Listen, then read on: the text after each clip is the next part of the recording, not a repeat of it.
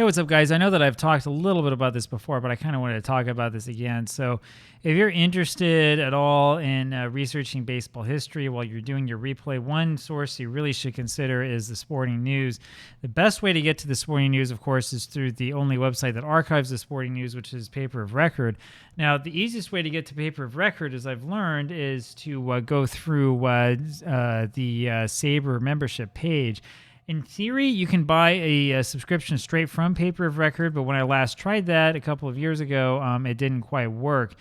For some reason, they would not accept my credit card information, which is a little bit strange. I don't understand what's happening, whatever. You click on that to get to Paper of Record, and you have all these papers to choose from. I'm sorry, I know that this is going to be small on your screen. Most of the papers are Canadian because Paper of Record is a Canadian company. I mean, so if you're really interested in reading stuff from Simcoe in Ontario, there you go. Or from New Liskeard, there you go. Or from Woodstock, right? I mean, most of this stuff is going to be maybe of interest to you if you have some sort of local history interest. There's also a bunch of Mexican papers you can look into.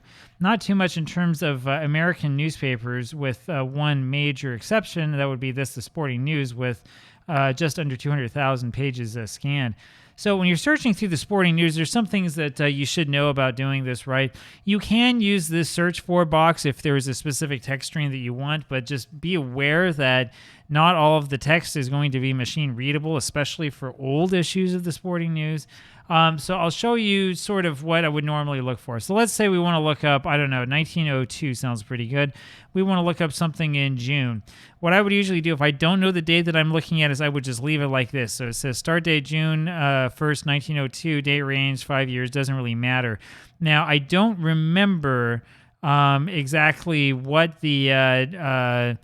how many pages you're able to look at through the Sporting News, through the Sabre account. I think that it is limited, but I'm not entirely certain how much it is limited. It's kind of a long story. But if you click here, the first one you'll see is June 7th, 1902. This is back when the Sporting News would come out on a Saturday, so this is a Saturday version of the Sporting News. Here you can see Adrian Joss with this beautiful-looking first page. And there is a little article here about... let's see here. Harper puzzled the Orioles, sent from field for kicking, and so on and so forth. So if we do a little bit of zooming, you can see some of the problems here. We're trying to actually read these old pages. This is one of the better pages that I've seen from like 1901, 1902, and so on. Even still, I mean, it's going to be going to take you a little while to, read this.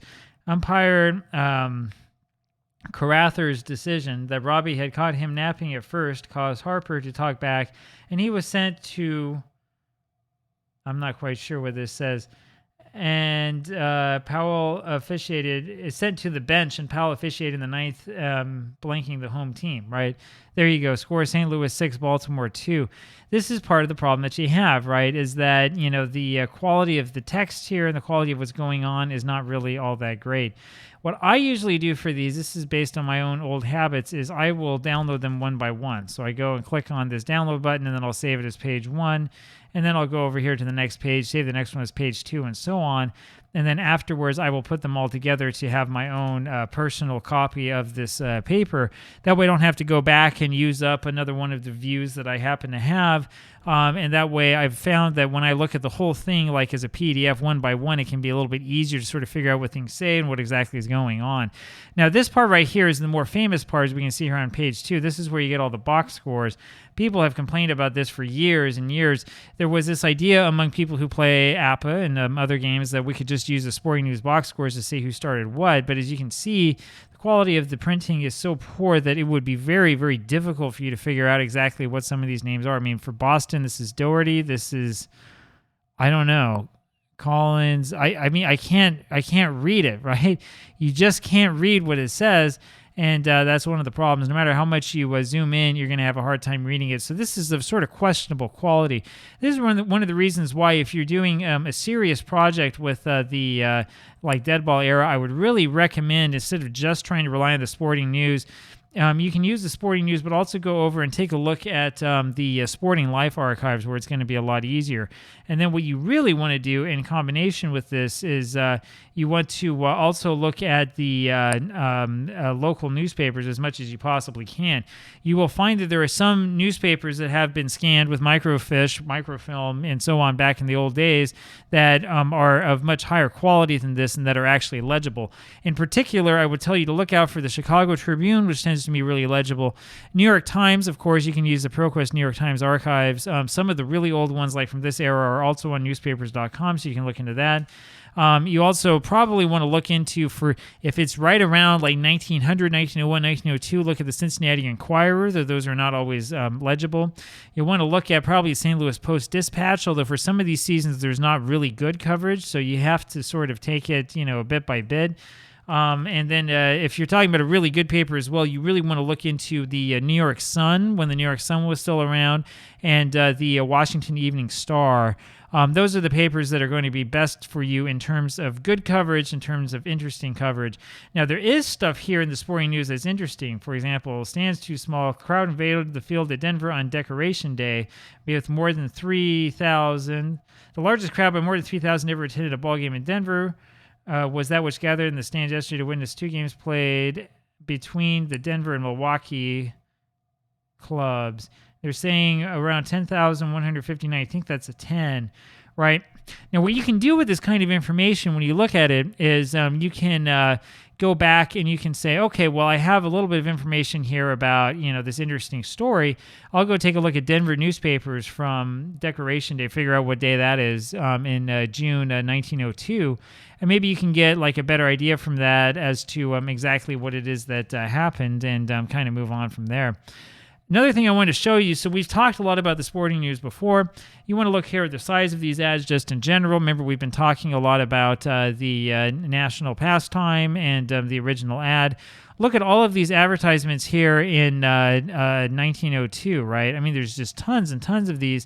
The majority of these are larger than that small national pastime ad and are also a little bit more legible. Now, if you read that book that I've talked about before in my blog about the history of the Sporting News, you'll know ahead of time that the majority of these advertisements are local St. Louis ads for local St. Louis companies.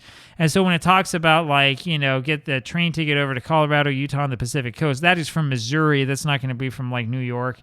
Right, just so you're aware and so you kind of know when you look back through this, that's kind of what this is talking about, right? Now, that is all despite the fact that this paper was actually was actually distributed around the country. The largest circulation of any sporting paper, this is when they were definitely trying to push for the number one position with Sporting Life. 5 cents, which is a little bit expensive when you consider that some of those great Eastern papers I named cost 1 or 2 cents. But then again, the competition for this may not have been quite as strong. And sometimes if we look over here at the editorial page, we take a look here at the mass, we can get an idea of what circulation was like if it tells you this. I'm not seeing too much, so it does say correspondence and sporting topics solicited from all sections of the world. Communications intended for publication should be written on one side of the paper only. They had to have rules like that because correspondents would just write stuff all over the place. Unfortunately, there's not some information here about exactly what their circulation was.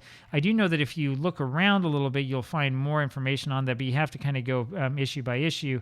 And, of course, this was published by not J.G. Taylor Spink, but the Spink above him. And I'm trying to see. It should have been, I think, Al Spink, but that's not the name that it says here. Fred, I think, W. Spink, representative at the Chicago business office, which may be where this one comes from. Anyways, a lot of interesting stuff here. When you're talking about, the way that this stuff was reported back then, what happened in, say, 1902 is you would see, a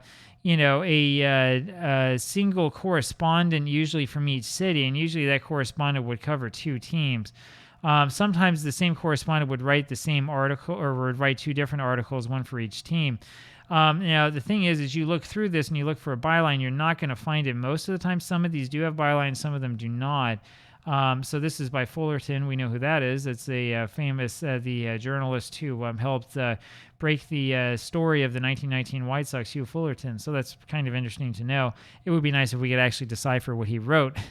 Now, one thing I've never quite figured out about this is exactly which games this covers. So this is from June 7th, 1902. It's not going to cover the June 7th games. I don't know if this was printed like on a Friday and given the Saturday date, if this was printed overnight or exactly what happened.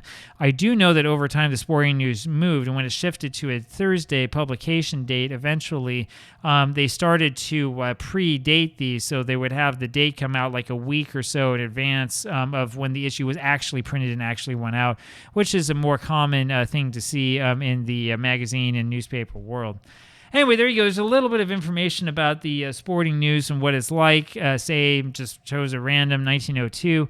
The more you look into this, the more interesting it is. I'll have more stuff for you as I continue to build up my personal collection of these issues. And when we run across stuff that's really interesting or that's really worth talking about, we will talk about it. Not enough people today talk about the Sporting News, right? I mean, the company totally fell apart starting really in the early 90s. And it's really a shell of what it once was. Unfortunately, most of the Sporting News archives have been sold off, and so it doesn't have any of the clout and any of the recognition and respect that it used to have back in the old days. But because we're talking about baseball in olden days, we need to take the Sporting News very, very seriously, and we will.